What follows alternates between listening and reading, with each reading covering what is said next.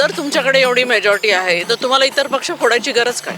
शिक्षित आणि उच्च विचाराच्या लोकांनाच आपण निवडून द्यायला पाहिजे. विकास तर हमेशा होत राहील. प्रत्येक सरकारी विकास किती विकास पैदा करायचा की जे न भूतो न भविष्यती अशा ज्या काही गोष्टी होत्या त्या गोष्टी आदरणीय श्रीयुत मोदीजी या सरकारने या देशामध्ये घडून आणल्या.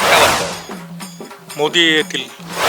चारपट पैसे मिळालेले तुम्ही जर ते घोड्यांमध्ये जर उडवले तर त्याला काहीच करू शकत नाही. मी चारपट जागा घेऊन तुम्ही तुमचा विकास करायचा होता. हा प्रत्येकाच्या बुद्धिमत्तेचा विषय आहे.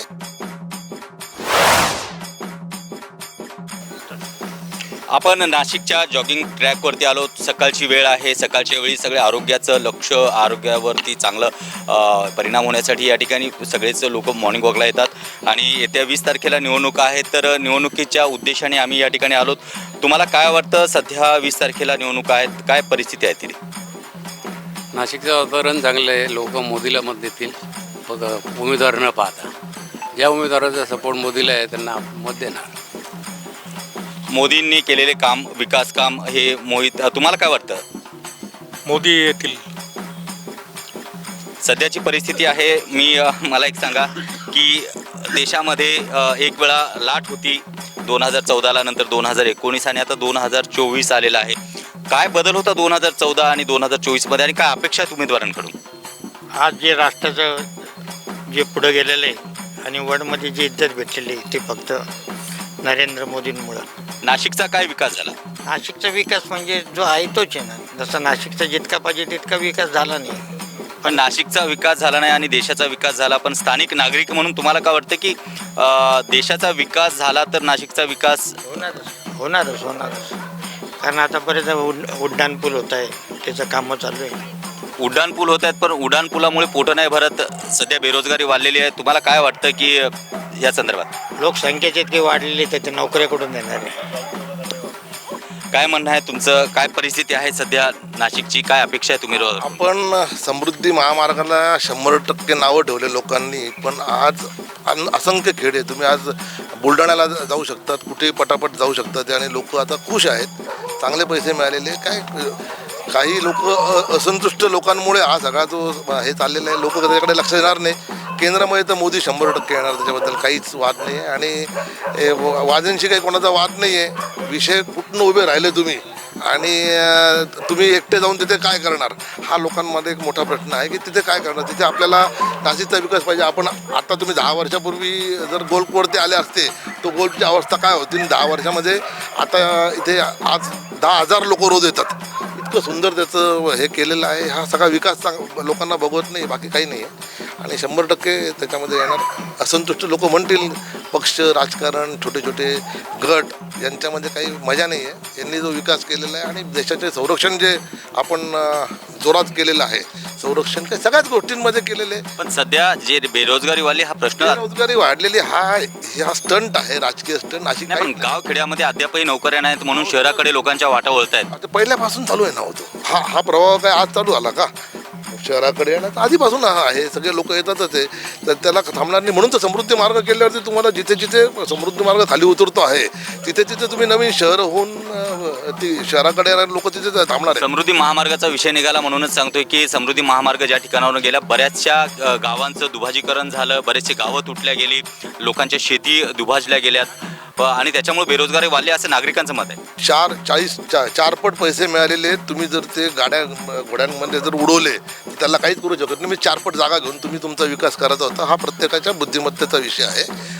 बुद्धिमत्तेचा विषय असं काही नाही आहे. भरपूर छानपैकी झालेलं आहे आणि त्याच्यामध्ये तर आहे. तुम्हालाच बघा, मुंबईला जायला किती वेळ लागत होता.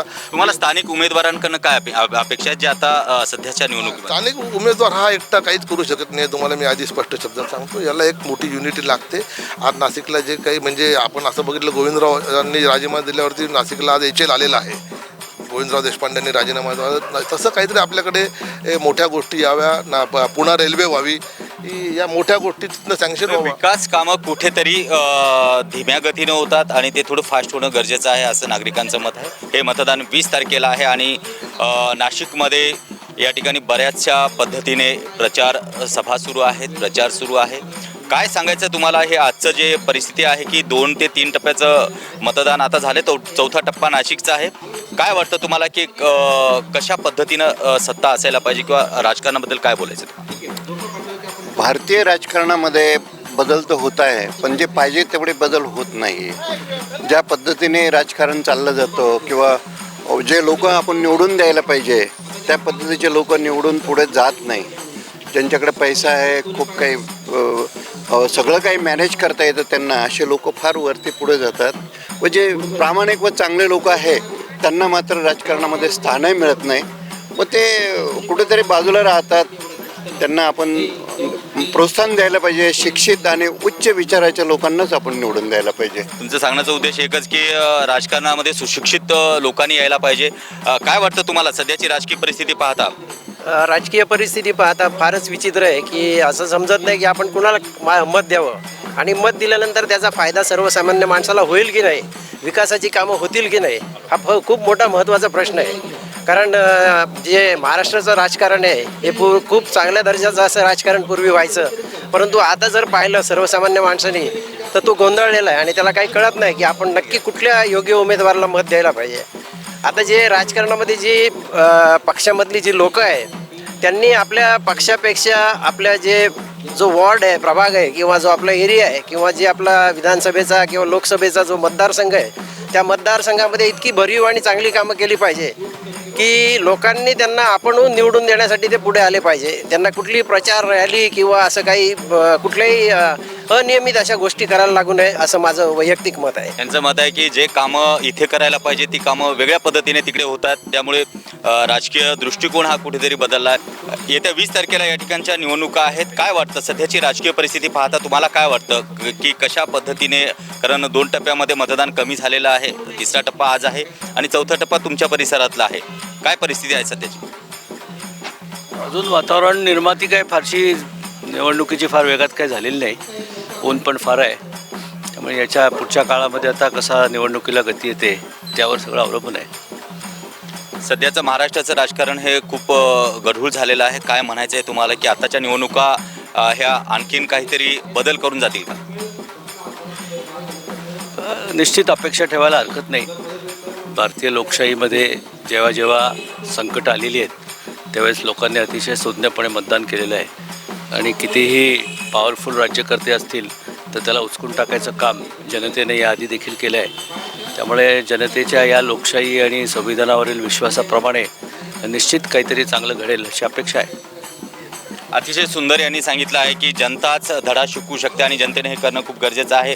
काय सांगताय तुम्ही, काय परिस्थिती आहे सध्याची? एकूण मतदानाचा जो टक्का घसरल्याचा अंदाज प्रत्येक ठिकाणी दिसून येतोय, तर हा अंदाज खोटा ठरायला पाहिजे आणि युवक वर्गाने सुद्धा मतदानासाठी बाहेर पडायला पाहिजे. जे कोणी मतदानाला वंचित होणार असतील तर त्यांनी कृपया मतदान काही करून केलं पाहिजे आणि आपला मतदानाचा टक्का नक्कीच वाढला पाहिजे. योग्य व्यक्तीची निवड झाली पाहिजे आणि ह्या योग्य व्यक्तीच आपल्या देशाला खूप पुढं नेऊ शकतो हे मात्र नक्कीच. आता आपण पाहतोय तुमच्या परिसरामध्ये 20 तारखेला निवडणुका आहेत. काय म्हणताय तुम्ही, काय कशा दृष्टिकोनातून पाहताय? मॅक्सिमम तरुणांनी अगदी हिरारीने या निवडणुकीत भाग घ्यायला पाहिजे आणि मतदान केलं पाहिजे. फक्त तरुण आहे ना, तरुणच या देशाचं किंवा या लोकशाही वाचू शकेल अशी परिस्थिती. आताची सध्याची परिस्थिती जी आहे, 2 टप्प्याच्या निवडणुका झाल्यात, 3रा टप्पा आज आहे, 4था टप्पा तुमच्या परिसरामध्ये आहे. या ठिकाणी आपण पाहतोय की मतदानाचं प्रमाण, जे मतदार आहेत ते सुशिक्षित आहेत. मुंबईपासून आणि पुण्यापासून केवळ काही अंतरावरती आहे नाशिक सिटी आहे. तर काय अपेक्षा आहे तुम्हाला उमेदवाराकडून?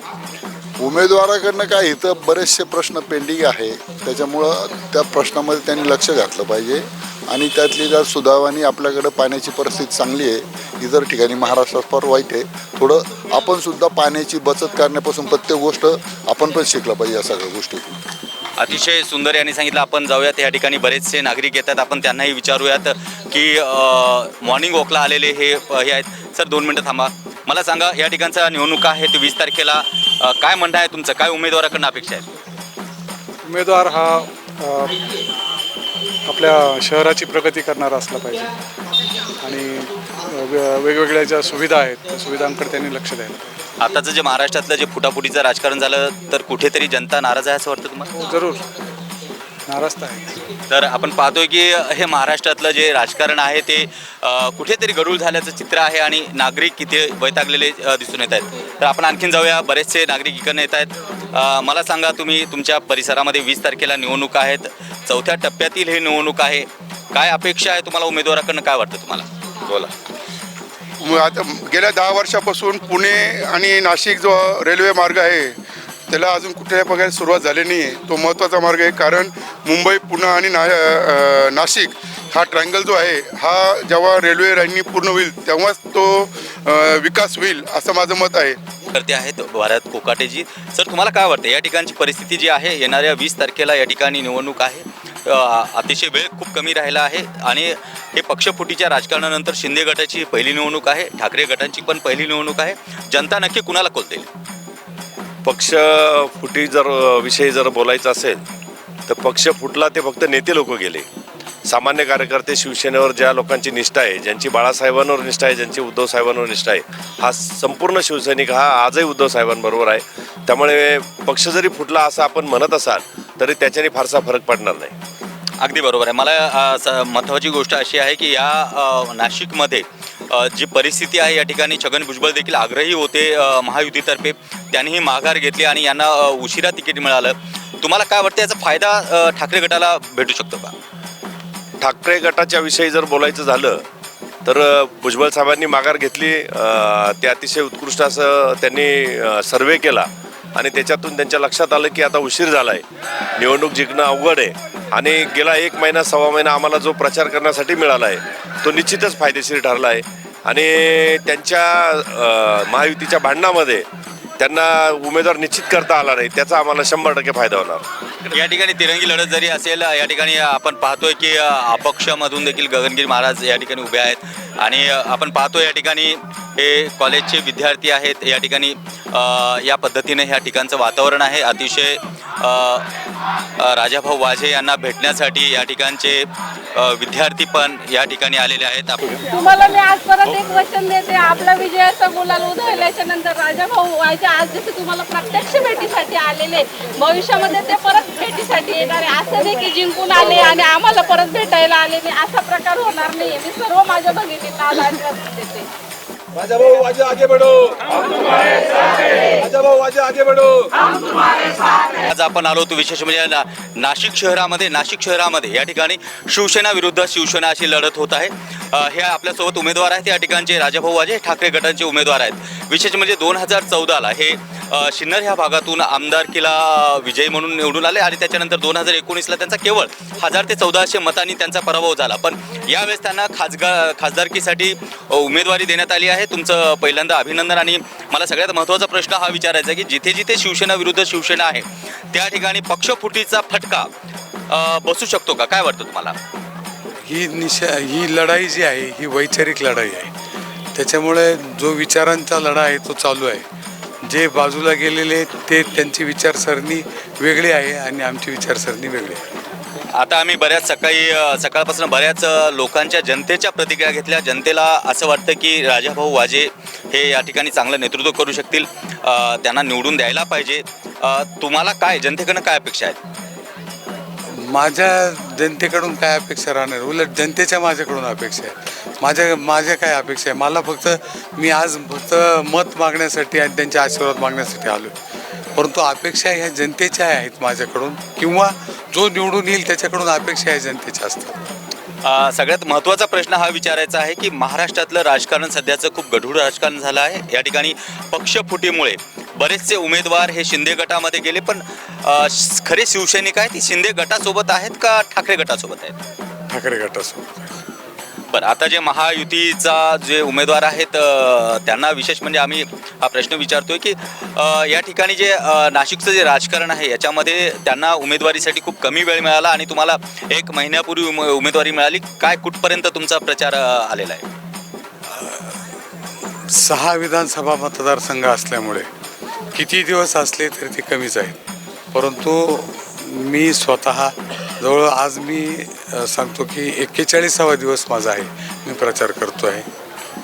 त्यांच्या 10 वर्ष ते खासदार राहिलेले, त्यांचा संपर्क वेगळा आहे, माझा संपर्क वेगळा आहे. त्याच्यापेक्षाही महत्त्वाचा प्रश्न आहे की ह्या विधानसभा क्षेत्रामध्ये याच्यामध्ये तिन्ही आमदार हे महायुतीचे आहेत आणि खासदार देखील या ठिकाणी आता त्यांचं तिसरं टर्म चालू होते.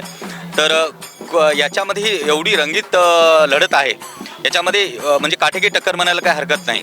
पण शिवसेना विरुद्ध शिवसेना ही टक्कर आहे. तुम्हाला काय वाटतं की हे सगळी परिस्थिती पाहता सध्याचं चित्र बघायला गेलं तर त्यांचेच उमेदवार, त्यांचाच खासदारही, आणि त्या परिस्थितीमध्ये तुम्ही कशा पद्धतीने हे करताय? लोकभावना कोणाबरोबर आहे ती मला वाटतं जास्त महत्त्वाची आहे, आणि लोकभावना ही महाविकास आघाडीबरोबर आहे असं मला लोकांच्या प्रतिक्रियेतून जाणवतं. आम्ही गेले 3 टप्पे जे आहेत त्यातले बरेचसे कव्हर केले, गडचिरोली नागपूरपासून सगळ्या भागामध्ये आम्ही गेलो. पण सध्याचं निवडणूक जे हे होतं आहे, मतदान जे होतं त्याची टक्केवारी खूप कमी झाली आहे. आता नाशिककर जे आहेत ते कितपत मताने विजय करू शकतील असं वाटतं? नाशिककर नेहमीच टक्केवारीत जास्त असतात, यावेळेसही टक्केवारी जास्त राहील. या ठिकाणी आपण पाहतो आपल्यासोबत आहेत महाविकास आघाडीचे उमेदवार वाजेसाहेब, आणि विशेष म्हणजे यांना प्रचारासाठी खूप वेळ मिळाला आणि प्रचाराची आता लढत संपत आलेली आहे. येत्या 20 तारखेला या ठिकाणी मतदान होणार आहे आणि यांना कितपत मतं पडतील, आणि शिवसेना विरुद्ध शिवसेना असल्यामुळे या ठिकाणी नक्की जनता कुणाला कौल देते हे पाहणं गरजेचं आहे. ते सर्व ग्रामपंचायतींनी ठराव केलेत आणि राजाभाऊ वाजेंना मतदान करण्याचा त्या ठिकाणी निश्चय केला. सगळ्यात महत्त्वाचा प्रश्न की या ठिकाणी सर महायुतीचे तिन्ही आमदार आहेत किंवा परिस्थिती जे पाहतोय या ठिकाणी जे म्हणजे आताचे जे खासदार आहेत त्यांना हॅट्रिक साधण्याची संधी मिळते, पण याचा फटका कुठे वाजेसाहेबांना भेटू? 10 वर्षात जर विकास केला असता हेमंत गोडसेंनी तर त्याला तिकिटासाठी एवढा वेटिंग पिरियड करावा लागला नसता, विकासच केला नाही. पण आता शेवटी राजाभाऊ वाजे इतके पुढे निघून गेल्यानंतर ते उमेदवारी कोणी घेत नव्हतं, म्हणून शेवटी ते हेमंत गोडसेला द्यावे लागले त्यांना. अतिशय महत्त्वाची गोष्ट या ठिकाणी आहे की या ठिकाणच्या जो निवडणुका मतदान आहे ते येत्या 20 तारखेला होणार आहे आणि जनता नक्की कुणाला कौल देते हे पाहणं गरजेचं आहे. देशोन्नतीच्या माध्यमातून आपण या ठिकाणी आलो, तर या ठिकाणी आरोग्य किती महत्त्वाचं आहे आणि देशाचं आरोग्य देखील खूप महत्त्वाचं आहे. येत्या 20 तारखेला या ठिकाणचं निवडणूक आहे, त्यामुळे मतदान एक राष्ट्रीय कर्तव्य, वोट फॉर नेशन हे एका ठिकाणी बोर्ड आहे, तर एका ठिकाणी आरोग्य किती महत्त्वाचं आहे हा योग शिबिराचं आयोजन करण्यात आलं आहे. आपण पाहतोय सर्व वयोगटातील महिला आणि पुरुष या ठिकाणी बसले आहेत. मला सर सांगा, हे खूप सुंदर तुम्ही आयोजन केलं आहे की एका ठिकाणी देशाचं आरोग्य आणि शरीराचं आरोग्य दोन्ही आरोग्य किती महत्त्वाचं आहे सांगण्याचा प्रयत्न केला. काय उद्देश आहे तुमचा? आमचा उद्देश एवढाच आहे की योगाचा प्रचार प्रसार झाला पाहिजे. देश मजबूत करायचा असेल तर देशातली जनता मजबूत पाहिजे. तुमचं मानसिक शारीरिक आरोग्य ते राखलं गेलं पाहिजे. सध्याचे आपले विद्यमान पंतप्रधान त्याविषयी बरेच आग्रही असतात. या अगोदरही तसंच चालू होतं, इथून पुढेही योगाची धुरा अशाच पद्धतीने चालू राहील, उलट तिचा जास्त प्रचार होईल. मला एक प्रश्न विचारायचा की येत्या 20 तारखेला या ठिकाणी निवडणुका आहेत आणि मतदानाचं प्रमाण मागच्या 2 ते 3 टप्प्यामध्ये, आज 3ऱ्या टप्प्याचं निवडणूक आहे, पण प्रमाण कुठेतरी कमी होतं. तुम्ही काय सांगू शकता नागरिकांना? नाही, खरं म्हणजे हा राजकीय व्यासपीठ नाही, त्याच्यामुळे मी त्याच्यावरती भाष्य नाही करणार. पण लोकांमध्ये उदासीनता जी आली आहे ते माझं कारण, मी माझं वैयक्तिक सांगतो, या व्यासपीठाचं नाही आहे. वैयक्तिक जे माझं कारण आहे ते असं आहे की आता जो सध्या चिखल चालला आहे ना त्याचा लोकांना वीट आला आहे. लोक मतं देत आहेत कुणाला तरी आणि राज्यावर बसत आहे कुणीतरी, असं होता कामा नये. हे माझं वैयक्तिक मत आहे. बाकी ज्याचं त्यांनी मत ठरवावं, प्रत्येकाने मतदान करा. नाही करायचं तुम्ही नोटा तरी जागा, पण मतदान करा. थँक्यू. अतिशय महत्त्वाची माहिती या ठिकाणी देण्यात आली आहे की सध्याचं राजकारण जे आहे ते अतिशय, महाराष्ट्राची जनता मात्र त्याला कुठेतरी वैतागलेली दिसतं आणि सगळ्यांनी मतदान करावं आणि योग्य त्या व्यक्तीला निवडून द्यावं हा संदेश या योग शिबिरामधून आपल्याला मिळाला. येत्या 20 तारखेला या ठिकाणच्या निवडणुका आहेत. 20 तारखेच्या निवडणुका यापूर्वी 3 टप्पे झाले, 4थ्या टप्प्याची निवडणूक आहे. इथे ऊन देखील जास्त आहे. काय वाटतं तुम्हाला? मतदान तर होईल, मतदान तर करणार, सर्व करणार. तुमचं मत कुणाला असेल?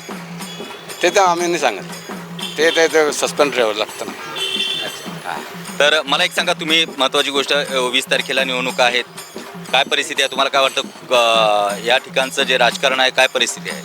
चांगली परिस्थिती आहे. चांगली परिस्थिती आहे, पण विकास कामांचं काय? विकास काम मोदीच करतात.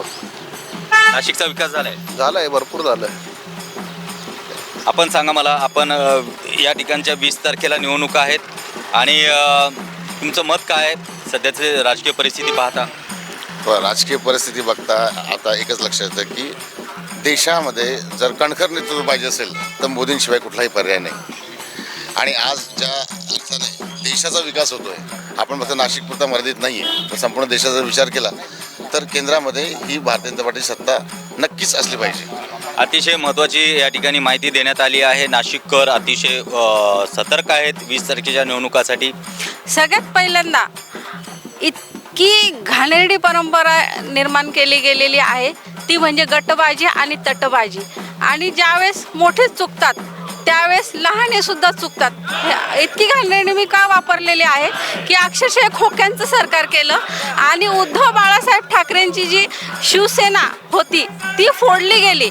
त्याच्यामुळे मी हा शब्द प्रयोग केलेला आहे आणि हे फार चुकीचं केलं गेलेलं आहे. पण मी एक सत्य सांगते, जे सत्य आहे ते सत्यच राहणार आहे आणि आमच्या आघाडीचं जे सरकार आहे उद्धव बाळासाहेब ठाकरेंचं हेच विजयी होणार आहे आणि ज्याचं जे आहे ते त्याला मिळाल्याशिवाय राहणार नाही. मी हे निश्चितपणे आणि ठामपणे सांगते. धन्यवाद. जय हिंद, जय महाराष्ट्र. की जे न भूतो न भविष्यती अशा ज्या काही गोष्टी होत्या त्या गोष्टी आदरणीय श्रीयुत मोदीजी या सरकारने या देशामध्ये घडून आणल्यात. विशेष म्हणजे बाबरी मशिदीचा प्रश्न असेल, विशेष म्हणजे 370 कलम असेल, जम्मू काश्मीरचा प्रश्न असेल की ज्या प्रश्नांमुळे या देशामध्ये हजारो नागरिकांचा बळी जात होता, अनेक प्रकारच्या लोकांचा कारण नसताना छळ होत होता, तो छळ या सरकारमुळे बंद झाला. तुम्ही म्हणताय ना भूतो ना भविष्य तो यांनी कार्य केलं, पण ना भूतो ना भविष्य तो 2 पक्ष फुटले, त्याबद्दल काय म्हणायचं? 2 पक्ष जरी फुटले ते विकासासाठी फुटले. की जिथे आपण ज्या देशामध्ये राहतो त्या देशामध्ये हिंदू राष्ट्र ते झालं पाहिजे आणि हिंदुत्व टिकवण्यासाठी ते कुठेतरी तत्वाशी भांडत असतील. वैयक्तिक जरी त्यांचं नसेल पण तत्वासाठी ते वेगळे झालेले आहेत. आणि मला तुम्हाला विचारायचं, हिंदुत्व यांचा मुद्दा आहे, तुम्हाला काय म्हणायचंय? सध्या समाजकारण किंवा जाती धर्माविषयीचा संबंध जास्त का विकास कामावरती जास्त प्रभाव देणं गरजेचं आहे? नाही, विकास तर हमेशा होत राहील. प्रत्येक सरकारला विकास किती विकास पैदा करायचा, एवढे विकास पैदा केले तर एकही विकास दिसायला तयार नाही. पण आम्हाला सर्वांना हिंदू म्हणून एक गर्व आहे नरेंद्र मोदीचा की त्यांनी भगवान श्रीरामाच्या पावन जन्मभूमीवरती मंदिर बांधून आणि स्वतः नतमस्तक होतात. आम्हाला वेगळे हिंदू म्हणून घेणारे नकोच पाहिजे. यांचंही मत आहे सध्या हिंदूच्या याच्यापेक्षा विकास कामं. काका, तुम्हाला काय वाटतं? पहिलं तुम्ही सिनियर आहात, तुमचं काळामधलं जे राजकारण होतं जेव्हा ST बसमध्ये खासदारसाठी एक स्पेशल सीट असायची, आमदारांसाठी असायची, पण आताचे खासदार आमदार त्या पद्धतीने नाही आहेत, किंवा तेव्हाचा विकास काम आणि आताची काय वाटतं? त्यावेळेचं विकास काम म्हणजे काय आहे की कोणताच मंत्री संत्री गावामध्ये येतही नव्हता आमच्या वेळेला. तो फक्त कामापुरता यायचा, ज्यावेळेला इलेक्शन लागलं की यायचा, बोलून जायचं, संपलं. बाकी विकास काय आहे हा कोणालाच त्यावेळेला माहिती नव्हतं. आता जास्तीत जास्त विकासाचे कामं आता सुरू झालेले आहेत आणि आताची परिस्थिती अशी आहे की एकात एक नाही बापात लेख नाही अशी गंमत झालेली आहे. काका, मला एक सांगा, विशेष मी तुम्हाला प्रश्न विचारतोय, मला एक सांगा साधी गोष्ट की आता यांच्या बोलण्यानुसार विकास झाला आहे, ठीक आहे, पण देशातल्या बेरोजगारी संदर्भात तुमचं काय मत आहे? मला एकच म्हणायचं आहे की हे जे काही तुम्ही नागरिकांना विचारता आहात, फक्त जे काही बॉर्डरवर योद्धा आहेत, आपले युद्ध करतायत आणि ज्यांच्यामुळे आपण निवांत रात्री झोपतो आहे, त्यांना विचारा की तुम्हाला कुठलं सरकार पाहिजे. ते जे सरकार मान्य करतील ते सरकार, ज्यांच्यामुळे आपण रात्री निवांत झोपतोय तेच खरं सरकार ते सांगतील आणि तेच सरकार येणं गरजेचं आहे. अगदी, यांचं अतिशय स्पष्ट मत आहे की ह्या सगळ्या गोष्टीमध्ये हे होत असताना आपण सिनियर सिटीजन्स बरेचसे नागरिक या ठिकाणी आहेत. सर, मला एक सांगा, आता आपण येऊयात नाशिकवरती. नाशिकचा भयंकर विकास झाला, नाशिकचं नाव घेतलं जातं, पण आता होणाऱ्या लोकसभेच्या निवडणुकीमध्ये तुम्हाला काय अपेक्षा आहे?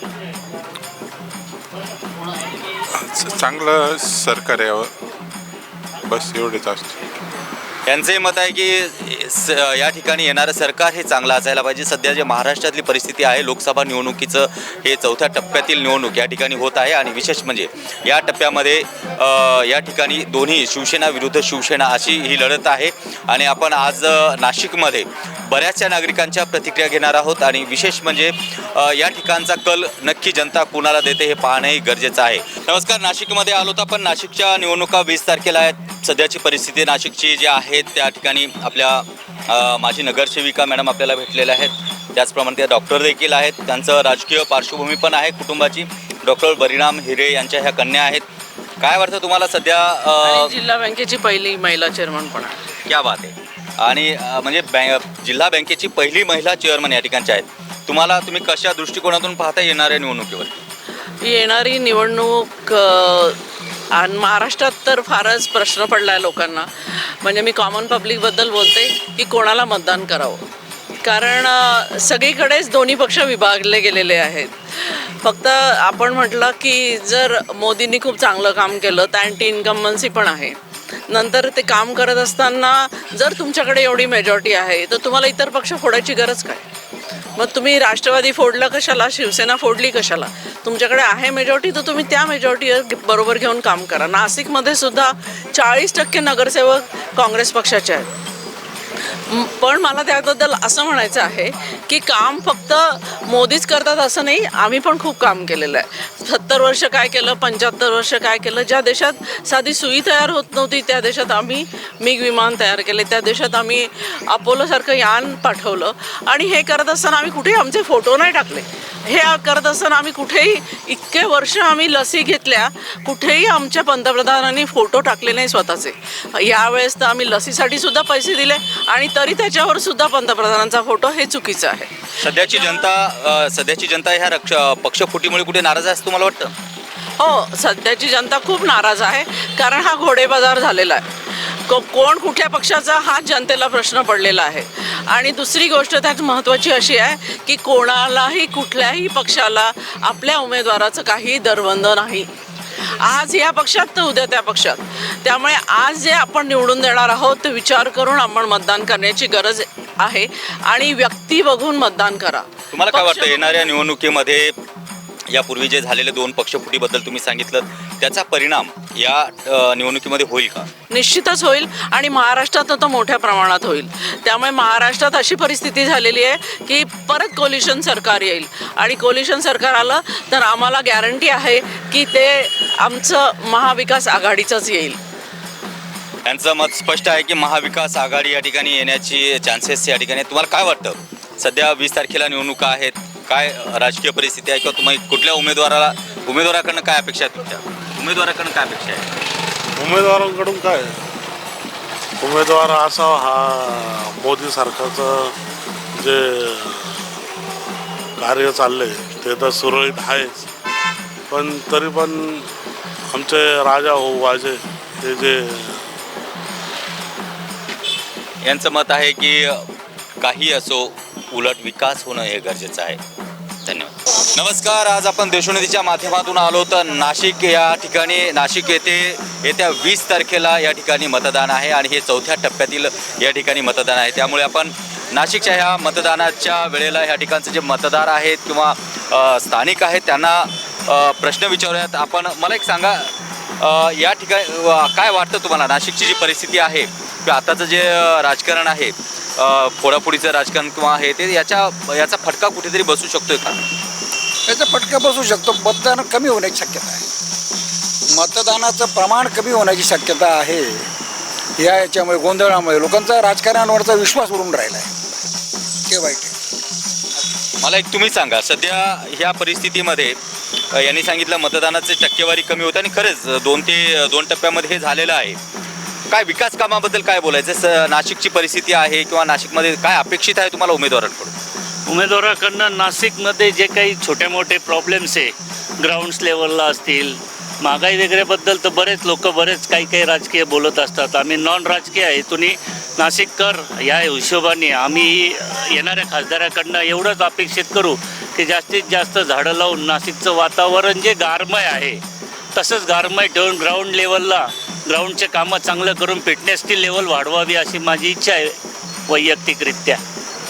नाशिककर या ठिकाणी काय म्हणणं आहे तुमचं? काय मागण्या आहेत? जे येणारा उमेदवार आहे आत्तापर्यंत राजकीय परिस्थिती आणि होणारा या ठिकाणचा खासदार, काय अपेक्षा आहे?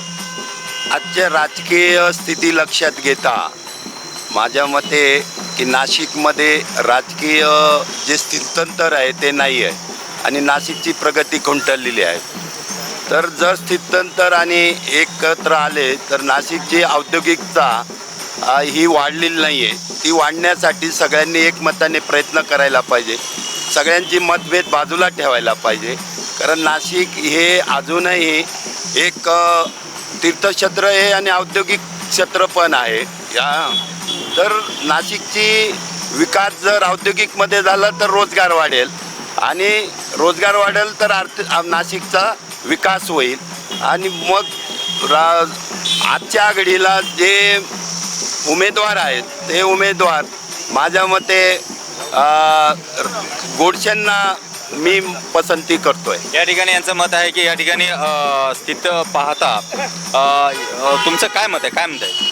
माझं म्हणणं स्पष्ट आहे की नाशिकसारखं दुर्लक्षित शहर नाही. इतकं चांगलं इन्फ्रास्ट्रक्चर असताना नाशिककर आम्ही दुर्दैवी याच्याकरता आहोत की आम्हाला चांगलं नेतृत्वच नाही आहे.